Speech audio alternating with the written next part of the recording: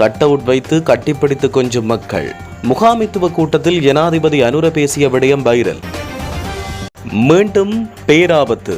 18 மணித்தியாலத்துக்கும் அதிக மணி நேரமாக வடக்கில் தொடர் மழை. உடைப்பெடுக்கும் நிலையில் பாரிய குளங்கள். மக்களை இடம்பெயரவும் எச்சரிக்கை. மலேக மற்றும் தென்னிலங்கைக்கு அவசர எச்சரிக்கை. மீண்டும் பாரிய அனர்த்த நிலை. இந்த பகுதிகளில் இருப்போர் கடும் அவதானம்.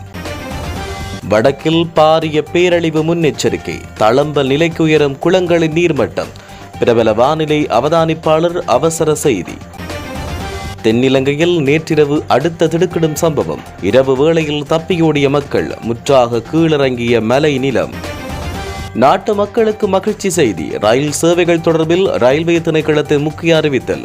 சேவைகளை ஒரே கிழமையில் வழமைக்கு திருப்பிய அனுர அரசு. இலங்கையில் கரட்டின் விலை கொழும்பில் 3000 ரூபாய், நுவரெலியாவில் 190 ரூபாய்.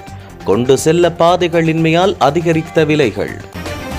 வெள்ளத்தில் மூழ்கி பாதிக்கப்பட்ட பகுதிகளை நேரடியாக பார்வையிட்டார் பிரதமர். கொழும்பு நகர் வெள்ளத்திற்கு அரசியல்வாதிகளே காரணம் என்றும் குற்றச்சாட்டு. யாழில் பாதிக்கப்பட்டோருக்கான கொடுப்பனவு வங்கிகளுக்கு நேற்று விடுக்கப்பட்டுள்ள உத்தரவு. ஹெலிகாப்டர் விபத்து தொடர்பில் விபத்தில் இருந்து மீண்ட துணை விமானி சாட்சியம். காரணம் இதுதான், அதி உயர் சக்தி மின்சார வடங்களால் வந்த நிலை.